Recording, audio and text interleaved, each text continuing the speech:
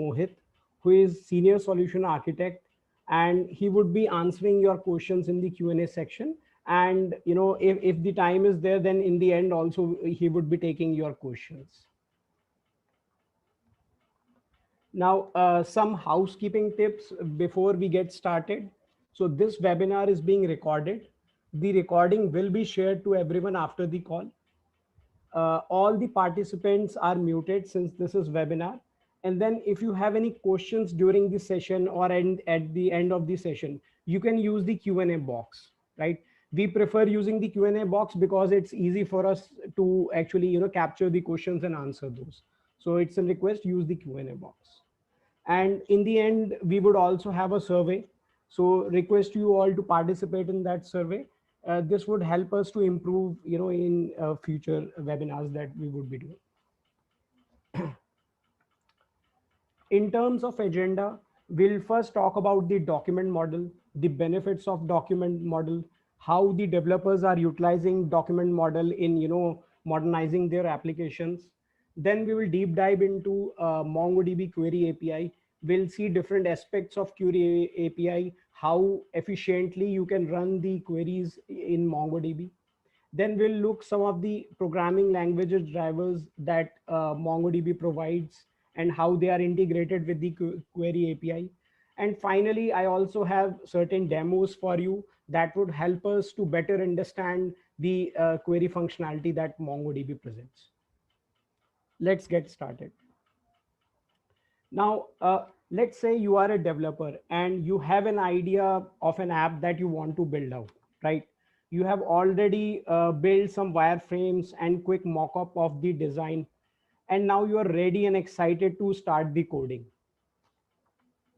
But wait, what about the backend databases, right? So usually, currently we have many options for the databases. You have relational databases, you have modern databases like MongoDB, and then you have several other niche databases. So which database to choose for your application, right? At this moment, you don't know what your exactly schema is going to look like, but you know that as you move along, your application will evolve over time. And once it is evolving, you don't want to have any downtime. You want your application to be up and running fast at all the time. That is where MongoDB and the flexible schema comes into picture. We'll see the flexible schema of the MongoDB, how easily you can make the changes in your application as the application evolves, and then without incurring any sort of downtime. Right now, with today's fast moving technology, you need a data platform that can provide you a complete solution for your application, whether operationalizing, processing, analyzing, or presenting the data across the applications within your organizations. You might have analytics workload, you might have transactional workload, you might have search workload. Irrespective of the workload, you would need an sort of platform that is able to handle all kinds of workloads, right? Now, MongoDB data platform is built on top of the core MongoDB that as a developer, you might already be using, and you might be loving to use it.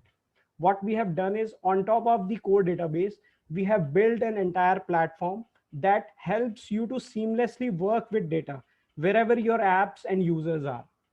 So with the data platform, you can configure multi-document, you can have key value pairs, you can have relational model, you can have graph model, you can have geospatial model. We will see some of these in our coming slides. Now, let's talk about the document model first, right? Now, document model is the core sort of thing in terms of query API for MongoDB. Now, what benefits it presents is, first of all, it is intuitive. What I mean is that as a developer, you code as you think.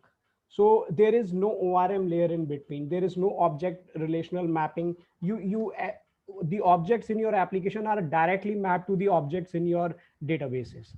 For example, if in your application you have an object called orders, in the database you would have an object called orders collection. So there is a direct mapping. You don't need to have an ORM layer in between. Now, the documents are aligned and structured in the same way. As a developer, you would be structuring the objects in your programming language. So you don't need to learn any separate programming language, or you don't need to think about structuring the objects. It is structured in the same way as you do in the programming language, right? And each element can be individually indexed and then queried and updated upon.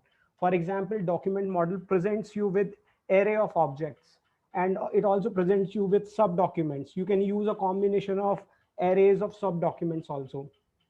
The individual array elements, as well as the sub documents, can be indexed and updated. You get that flexibility, and then you can query upon those also, right? The second feature would be the flexibility of the document model, and this is very important. Now let's say in your application, now you are evolving. So you started with a key value sort of workload. Now you are moving towards a graph or a geospatial, or a document workload, right? In that scenario, you in a relational world, you would have to define your schema at the front, but in document model you don't need to do that. As your application evolves, your model also evolves. You can quickly and easily adapt to any sort of changes, and this is very beneficial. You don't have to incur any downtime in the changes. Your application would be up all the time, and then it provides you the ability to sort of release your application features in a very quick manner. You don't have to go to multiple iterations of testing everything. Everything is done on the fly. Now, the third main feature here would be that the document model is universal. What I mean by that is you can model the data in any shape or structure. Again, you can model the data as a relational store. You can model your data as a graph store. If you have multiple, so if the requirement is to have sort of graphical structure where you have multiple relations between multiple entities, you would like to have a graph store. If you are storing geospatial data, for example, coordinates information, longitude, latitude information, you can model your data model to a geospatial data, right? And then of course you have the ability to store documents also. You can store PDF, you can store CSV files. Those things can also be stored in MongoDB. Now, on top of that, the document model is very powerful. Now, what usually, if you are working with a key value store, you're bounded to a certain kind of restrictions that would allow you to run only key value sort of queries on top of that. But with document model, you can work with data for any class of application.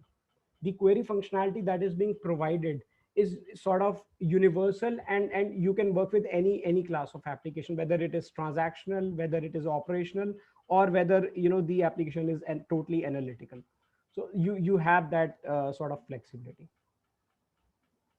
Now, together with the document model, we have already seen the benefits of the document model.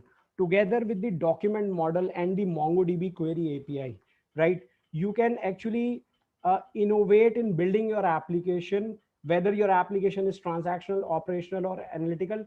So we believe that, and several of our customers are actually experiencing it. It is the fastest way to innovate in building these kind of applications, because you don't have to incur any downtime. Your schema would evolve over time. The query language is such that you can run queries on top of any kind of data. So it becomes, as a developer, very easy for you to adapt to changes and evolve your application. Now let's talk about some of the functionalities that the MongoDB query API brings in. Right now, the first functionality that I want to list is the expressive query. Now what I mean by that is, let's say you want to query on wide variety of data. For example, you have various and we'll take examples of these also. Let's say you have various stages in your queries. For example, you want to search where my data is in UK, plus you have age less than 60. You have a very expressive query. You can do that with MongoDB. Second is indexing. Indexing in MongoDB, we provide you all kinds of secondary indexes as you already have in your relational database. So that's a big advantage, because with indexing, you can actually query the data in a very fast manner. Third thing is aggregation pipelines. Now, aggregation pipelines in MongoDB help you to run the analytical workload on top of MongoDB. The entire query is break up into small stages, And then, overall, combining all these stages, you get the output of your query. Then we have geospatial and graph data. If you have geospatial data, and we will see this thing in demo also, if you have geospatial data, right, so you don't need to have any other store apart from MongoDB to run those sort of queries. That can be simply run on top of MongoDB. And on top of that, we also provide geospatial indexes also. Now, one question we frequently receive is that can MongoDB have joins, and can it do unions like the relational databases? So the answer is yes, it can do, right? So with the help of, you can do joins, you can do unions, but we need to understand one thing, that joins in any database is an expensive operation. In MongoDB, you have the ability to embed your documents, right? So we need to calculate whether the join is a necessary step there, or will it have performance impacts, or the embedding would help in those scenarios. But the option is there for you. Then we have on-demand materialized views, right? So materialized views, so if you want to pre-compute your data and store it somewhere, so that, let's say you are doing joins every time a query runs, you would not want to do a join every time a query runs. You would like to pre-compute that data and store it somewhere and then directly access that. This is where you can utilize the on-demand materialized views. And then we have full text search functionality. So with full text search functionality, usually you would be using a separate engine altogether. So you would be using Elasticsearch, or you would be using Solar. Those are, powered by Apache Lucene at the backend. But with Atlas, which is the database as a service for MongoDB, you get the full text search functionality also on top of MongoDB only. So this is different from the text search that we have in the on-prem MongoDB version. Full text search functionality is available as Atlas search on MongoDB Atlas only. So this is one thing that I wanted to highlight. Now let's deep dive into the individual components. First, let's talk about the expressive query, right? So, and we discussed, the power of some power of the expressive query, but the MongoDB syntax makes it very easy for you to query your data, right? Exactly in whatever manner you want, and in a fast manner. So let's take an example here. I have taken an example, a snapshot from the MongoDB Compass here, and Compass is a tool that is used for visualizing the data in MongoDB, and it is available for free in MongoDB, right? So you can use it. It's a free download that is available.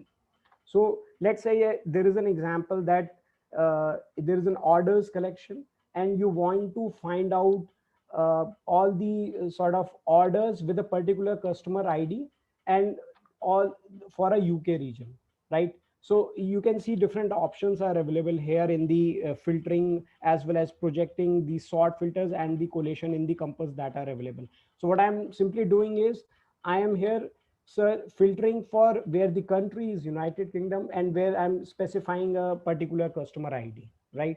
And in the end, I'm also sorting for a total price in a descending order. So it will give me the prices from highest to lowest sort of, right? Now, this is a simple example of expressive query, but we can expand this example, and in the demo, I'll show you an example wherein we can query among different elements in the arrays. We can also fetch sub documents, and variety of things we can do through the expressive query.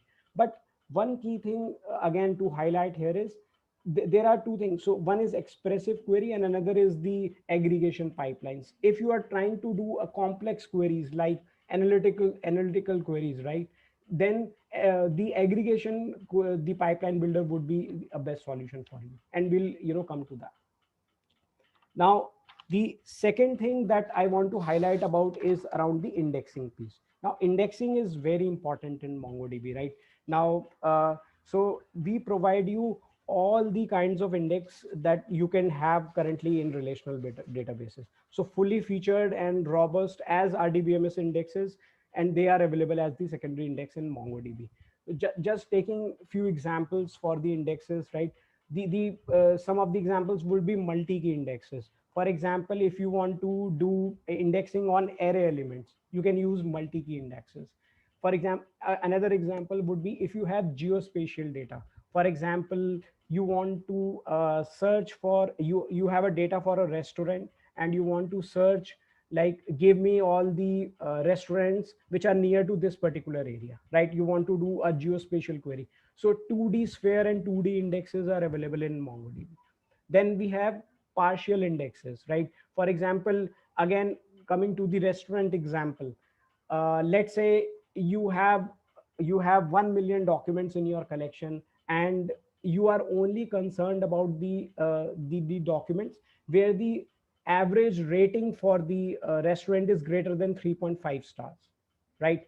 Then in that case, and there are only 100 documents that match that piece, right? So it would make sense to only index those 100 documents only, right? Because you can use, in that case, partial indexes there. So partial indexes allow you to sort of subset of documents in your total collection. That's the benefit you get, instead of doing indexing on the complete document, because we need to remember that indexing occupies the memory also. So if the memory occupation is less, then the you can utilize that memory for other operations also. That's again a great advantage of having partial indexes. Then we have unique indexes, right? So if you want to avoid duplication in your data, you can simply create unique indexes. By default, you already get a unique ID, that is the object ID, if you don't specify it. But then for other fields also, if you want to have unique, you need to avoid the duplication, you can create the unique index on top of that.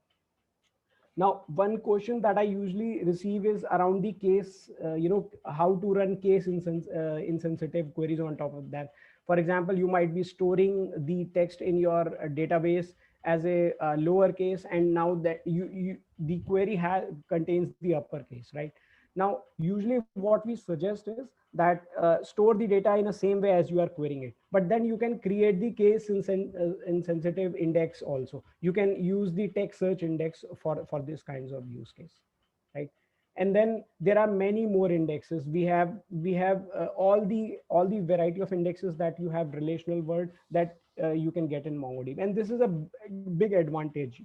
Just wanted to highlight here, because if you compare MongoDB with other databases, other niche databases, you would find that the query capability in other databases would not be like same as in MongoDB. And the indexing also, there would be certain indexes you might only be able to index on a primary key, or you might only have few secondary indexes. But with MongoDB, you have variety of secondary indexes available that helps you to query, and in a much faster manner. And then you can fulfill the analytical workload also on top of the data that you have in MongoDB. Now, let's talk about aggregation pipelines now, right? Now, so aggregation pipelines, again, as I said, if you want to do analytics on top of MongoDB, aggregation pipelines would be the a right way to go from. And let's take an example from the GIF that is there in the left side, right? So the watering would resonate to the collection here, and the pipes resonate to the aggregation pipelines, right? So as the seed flows from through the pipe, right, and it converts into the flower. So that is what we are trying to say here, that all the transformation would be happening through the different stages that are denoted by the different aggregation pipelines. For example, you would have a match stage, you would have a group stage. So your document would flow through different stages, and then final output of your entire query you will see as a output of the overall aggregation pipeline. You can break your query into smaller segments and then get the desired output as the needed, right? And there are more than over 200 operators for aggregations that are available. I took an example for match, then there is group, and there are around 200 operators that are sort of available here. So difference from aggregation pipeline to the expressive query would be, so for example, if you want to get the average rating of a restaurant, right, then it would be an expressive query. You can simply get that average rating through the expressive query language also. But then if you want to get the average rating of restaurant where the temperature is higher than 80 or lower than 40, just an example, right, you are actually adding some sort of analytics on top of that, right? You can do that with the simple query API also. But then with aggregation pipeline, these things would become very easy for you. And you can break the total query into smaller stages and get the desired result there. Now let's take an sort of example for this. Now here I have an orders collection, right? And the requirement is to get the order amount by customers where the status level is A. So on the left side, if you see, I have an certain documents for our orders collection, and then I am actually first matching for all the documents, all the customers, that status resonates to A. So all the status A customers would be displayed here. So if you see the last document where the status was D, does not goes to the next stage of the pipeline. So I'm limiting the documents also that are going to the next stages. This is again a performance boost also here. And just a performance tip here, that you should always use match stage at the beginning, right? So if that is possible, always use the match stage in the beginning only, because it will limit the number of documents that would be going into the next stages, and indexing would be used in much efficient way in that case. Now in the second stage, what I'm doing is I'm actually grouping the customers through the customer ID, and then I'm doing a sum of the total amount that is allocated to them. So if you see that the first two documents both have same customer ID, their amount is added and we get a total of 750 there, right? And then here on top of this, once I get the output of group stage also, I can add multiple stages. Here I'm only using two stages, but I can add multiple stages on top of this also. I can add a limit stage or a sort stage if I want to do sorting. If I want to skip certain pages, right? So if there is a use case for pagination in your application wherein you want to skip certain pages and display other pages, you can use sort and skip for the pagination piece. For specifically for pagination, there are some interesting things coming out in the future releases, but for now you can use the sort and skip for this case.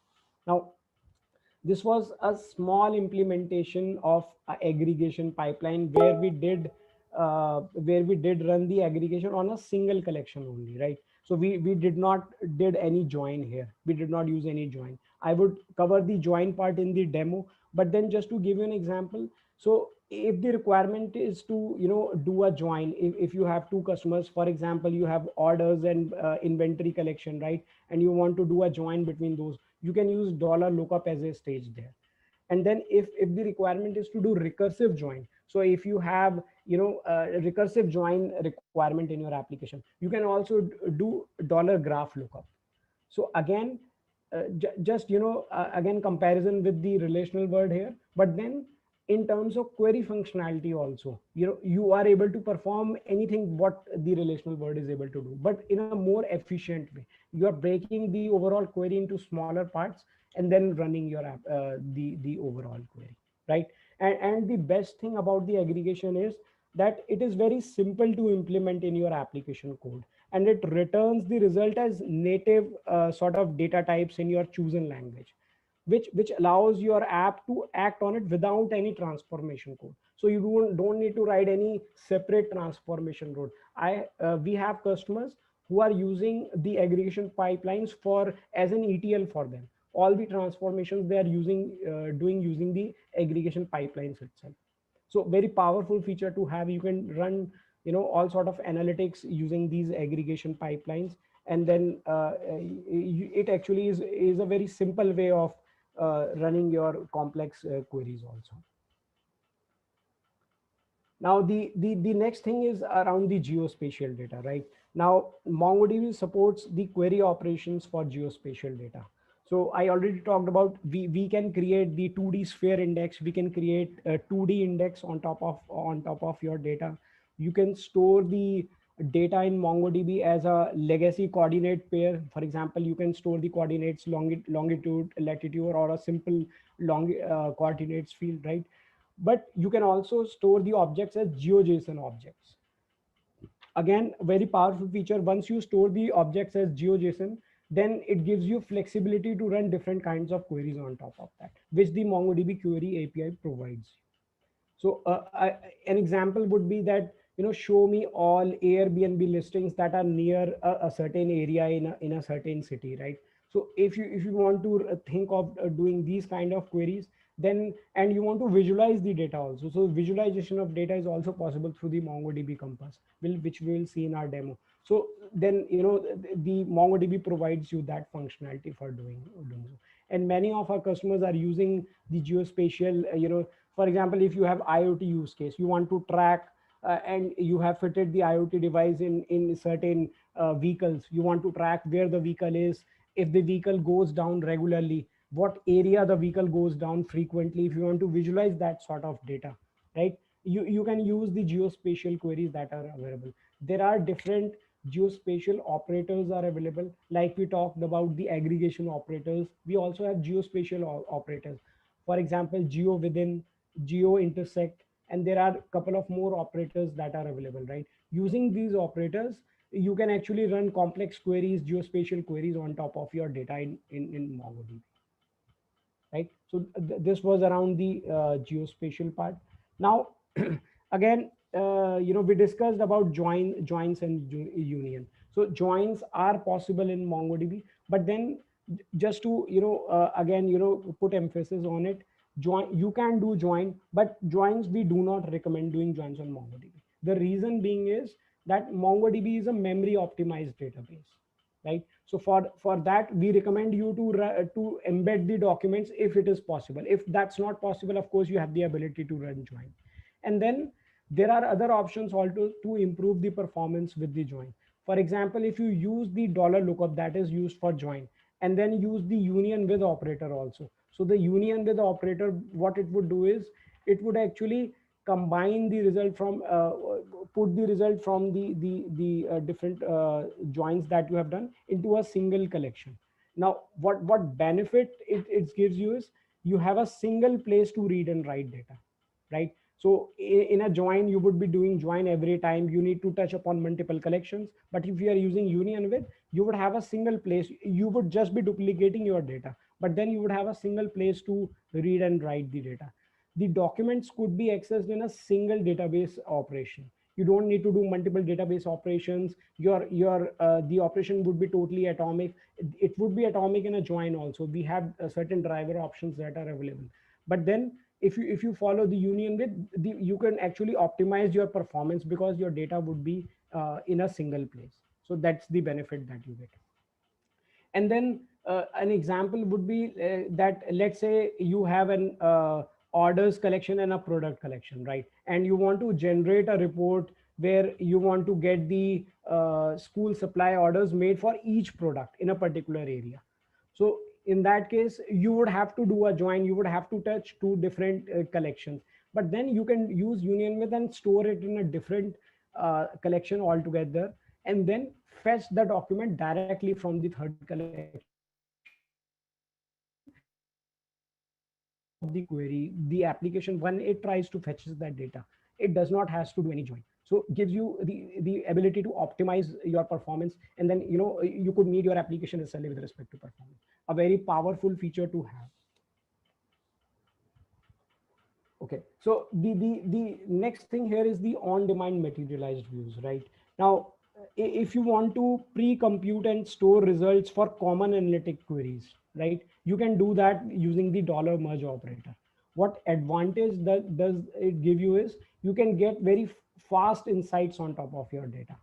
And especially with, usual example here comes would be coming from the sales report, right? So if you want to generate sales report by orders for particular years, usually the data would be huge, and you would be doing joins on top of data, because there would be different collections involved, and then you could actually pre-compute that data and store it into sort of in a view to, and run on the common analytics queries on top of that, right? Now, as you run the aggregation pipeline, right, it updates the collection on demand without replacing the existing collection. So with $merge, before $merge operator, before the 4.2 version of MongoDB, so what you had to do is, you would have to actually, if you use the $out operator, it would replace the data that is there in your the collection that is already there. For example, if you are doing the dollar lookup and you are doing union with, and you want to put it into a collection that already has data, you could not do that.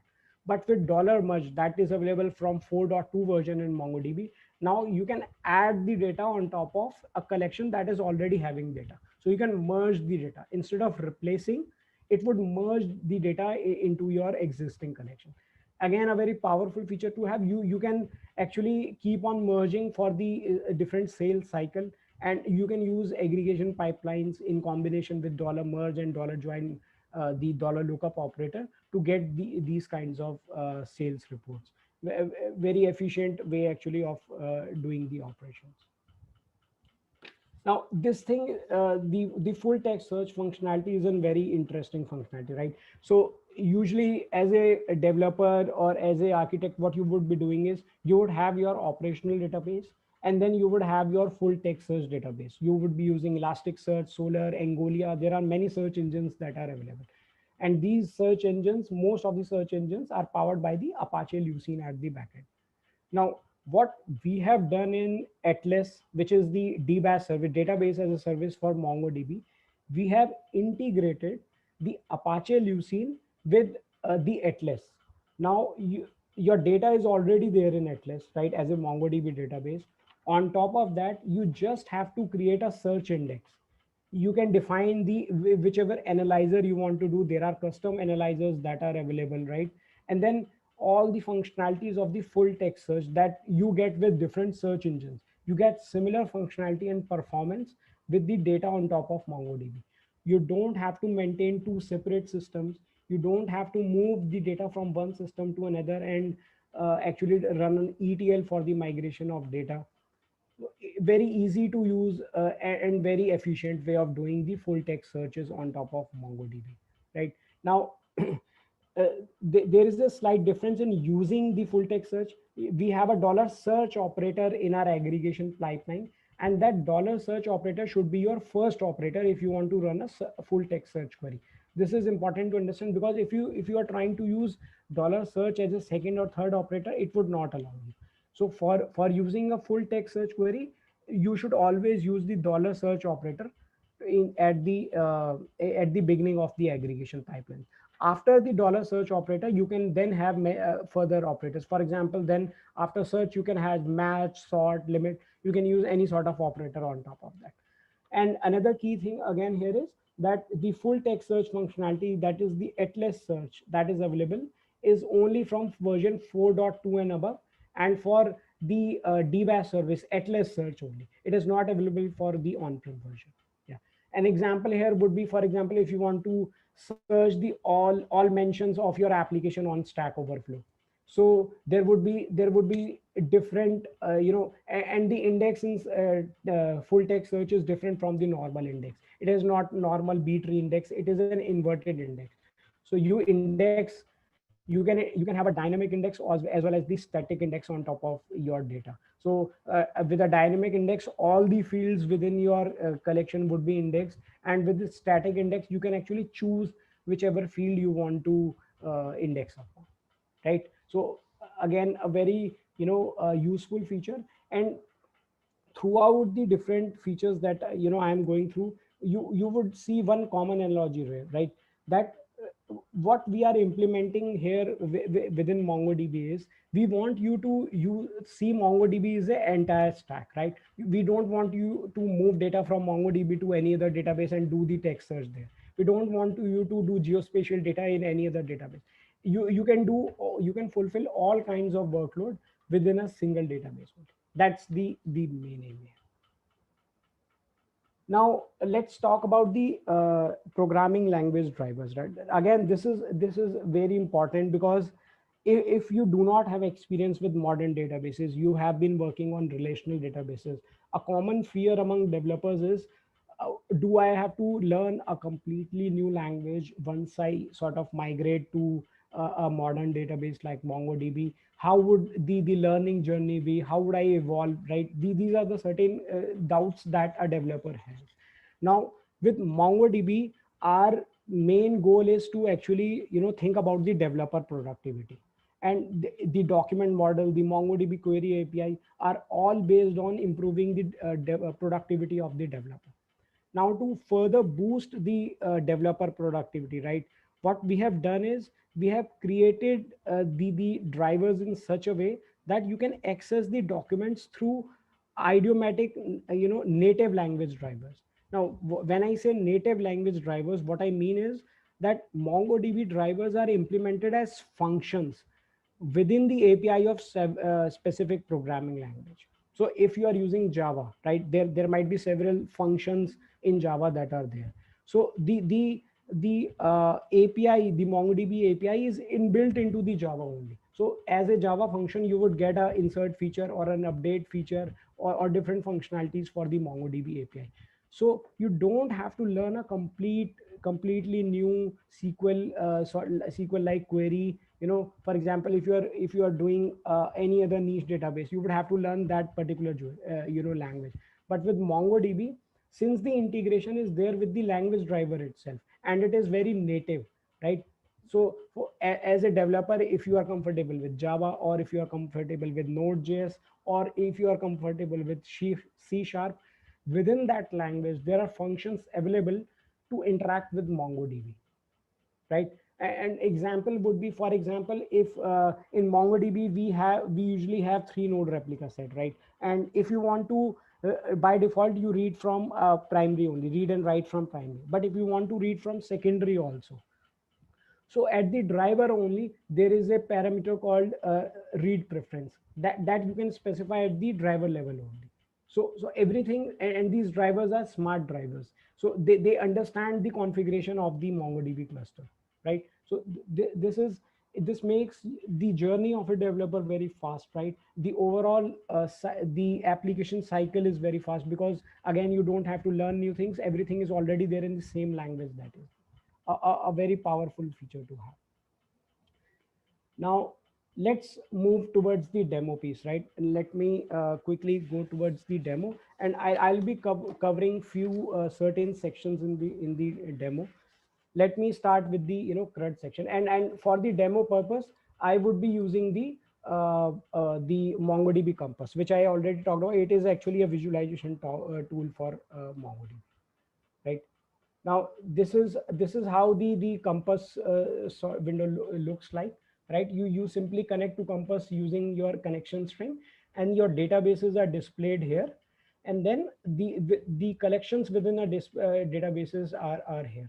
For example, I have a database called rich query, and I have a customer collection. So if I click on this, I can see different the documents that are available. So if we see the documents, right, so I can see that it contains ID field, region. Then we have sub documents. Within sub document, I have another sub document, and then I also have a policies field, which is an array, which contains different policies that are sort of available. Right now, let me quickly show the rich query functionality, which I want to show the expressive query functionality of MongoDB. Right now, what I want to show here is that let's say within this collection, which is actually customers collection, which is having the details about different customers and their policies. If I want to search for documents where the gender is female, and the customer is born in 1990, and she lives in Utaha, and then there is at least one document, there is at least one in any one policy, she is registered as a smoker. So by so I'm choosing different options here. I am actually increasing the complexity of the query, because I'm asking for gender female, born in a particular year, and then having at least one document, where policy document where she's registered as smoker. Now the reason for having the last part is that I want to show that how to query for an array element, right? So you would see for different array element, there are different operators also available for the query APIs. Let me quickly put in that query here, and then we will look in this query. So this is how the query sort of looks like, right? So firstly, I'm putting that gender is female, and by default, if you do not specify, it takes as an AND operator, right? Then the date of birth is in 1990. So I'm providing greater than equal to and less than equal to operator. Then I'm providing the address also, that address is in Utaha. And then finally, the last stage where I wanted to show you the querying to the array element, right? The I'm using the element match operator here. Now element of match operator would show you that it is used to fetch the documents for the array fields where a particular field is present. For example, here I'm looking in my policy type is life, and then insured person does smoke. And I'm searching within an array element. So here that's the reason I'm using element match here. So you can see I have different options that are available once I run this query, right? So you can see that there are 73 documents that match this query, and then 20 of those are displayed here. So these are the documents that are displayed in the based on the. Just wanted to highlight that such kind of expressive queries you can run with MongoDB, right? Now, the second thing that I want to quickly touch upon is the geospatial queries, right? And for geospatial queries, I have a sample geospatial data, and that is actually talking about the different shipwrecks. So let's say there is an ocean and different ships. There is a company that different has different ships that moves to different parts of different regions, right? Now the application is capturing the data where the ship actually wrecks, where the wrecking of the ship has happened. And I want to identify that within a particular region, what is the data for shipwreck rages. Now, in Atlas, in Compass, there is an option to analyze the schema also. Right? What I mean by that is the documents you can see as a visual format also. For example, if I go to the schema and click on analyze schema, right? So it would analyze that schema and present a pictorial view of these. Now this is a coordinate, which is a geospatial sort of field, right? And now I want to create a query on top of this geospatial data. For example, let me zoom it a bit. Yeah, for example, in this particular region, right? In this particular region, I want to see how many shipwreck has happened. And as a developer, I am new to MongoDB. I don't know how to write the geospatial queries.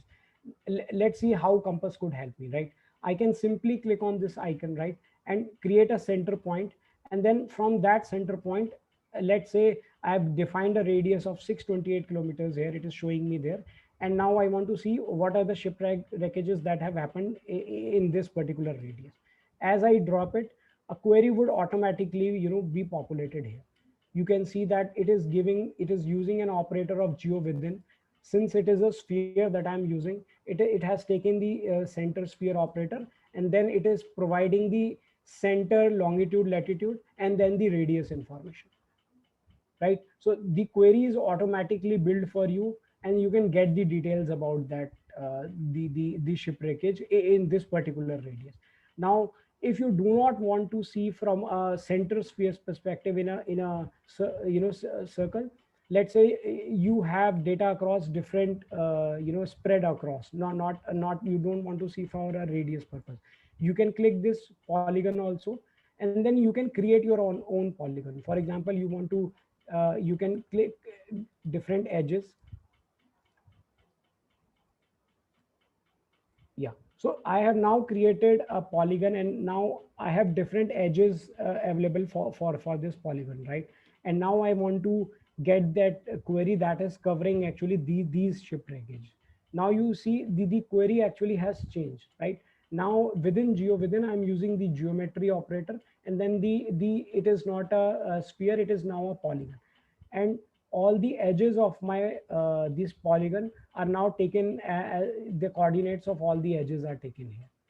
So the key thing here is it's very easy to build the geospatial queries on top of the MongoDB, right? As a developer, maybe in the beginning you are not aware of this, but you can easily build these queries on top of MongoDB. So this is around the and another key thing is that you can, as I mentioned, you can create the 2D sphere indexes also. You can see the indexes are available, the 2D sphere index is available on the coordinate field, right? So this was an example of geospatial data. The next thing that I want to cover is the aggregation pipeline builder. Now we talked about how to build complex queries using aggregation, but then let's say you want a easy way of building these aggregation pipelines also, right? So what would that be? So for that purpose, I'm using a sample movies data. I have a movies collection.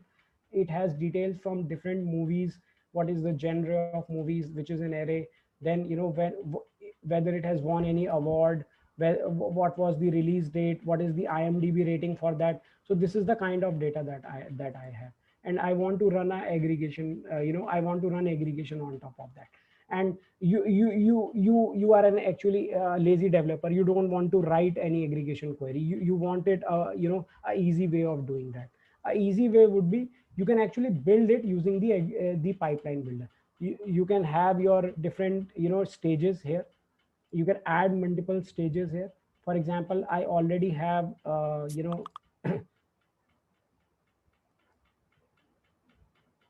just a second. For example, I already have a pipeline here. Here I'm using dollar match stage, right? I'm using dollar match stage as the first stage, where I'm finding all the documents where my genre is comedy. Again, I'm using the match stage at the beginning to restrict my number of documents, right? In the next stage, only the documents that match the genre comedy would go into.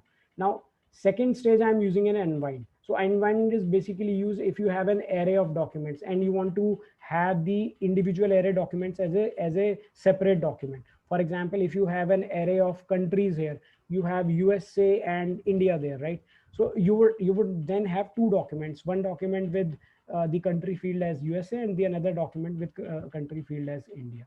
So you can actually unwind the complete array. Then I'm using a group operator, then sort operator, and finally a limit operator. So I've actually divided my query into different stages, run the complex queries, and then through the aggregation pipeline builder, I'm actually able to get that. Now another key advantage with the compass and with the within the Atlas aggregation pipeline builder is, as a developer, right, this is on the UI, but what if you want to have this code into your application? How would you do that, right? So you can simply click on this icon. It would give you the code for different languages also. For example, let's say you are a node developer, right? So you can simply click on node, or you are a C# developer, you can simply click on C#, and it would give you the aggregation equative to in the that particular language also. And then you can include the import commands as well as the driver syntax also. So directly you can copy this syntax and put it into your application. The entire analytic query that you wanted to do, right, can be easily achieved using this pipeline builder, and then exporting the pipeline to the language. A very powerful feature, saves a lot of time for the developers. Yeah. The next thing that I want to highlight is around the data explorer. So data explorer is, again, we already went through it, right? For example, you can visualize your data in Compass as well as in Atlas also through the data explorer. If you want to add a data through a file or a simple insertion, you could add the data. If you want to search, you can use the search operations for doing that. And if you want to update a particular document, you can do that.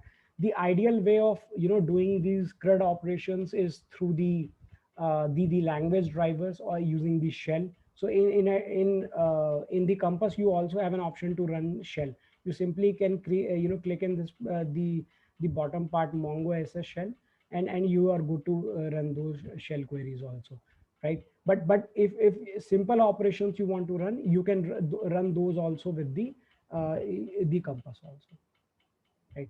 And the last thing is around the language drivers. Now language drivers, I thought how to display the language drivers as a demo, right? And for that, I am actually going towards the documentation of MongoDB, right? So if we go towards the MongoDB documentation, right, so this is from the MongoDB documentation, docs from mongodb.com, and I'm using a update documents documentation here. Now, if you see, if I have in shell, if I have to insert certain documents, or if I have to run an update, this is how it would look like. But what I mean by the language drivers and they being idiomatic, and how they are natively integrated into the language that you like, you can click this part, and let's say you again are a Node.js developer. You are a Node.js developer. Now the insertion would look like this. You can see how easy it is. It is the insert functions, the update functions, the complex aggregations are inbuilt into the your language of your choice as a functions. So it is very easy as a developer for you to learn the query API, or to adapt to query API and get started with it, right? So again, as I mentioned, the main goal here is to increase the developer productivity, and that is where these sort of things come into picture. Now, this was around the demo, right? I hope in the demo I was able to showcase some functionalities that might help you. Now, quickly go to some of the resources. If you are getting started on MongoDB, or you are already using MongoDB and require some resources, so we have different resources like MongoDB University. At university, there are many various courses that are available, both for the admin as well as for the developers. So there are different domains. You can select individual domain and get started. These courses are very extensive. I highly recommend you to take these courses, and then they cover everything in detail. Then we have MongoDB documentation. We just saw how the documentation is there, and the different examples is covered. I literally love the documentation for MongoDB. It is very extensive, right? Then we have community forum.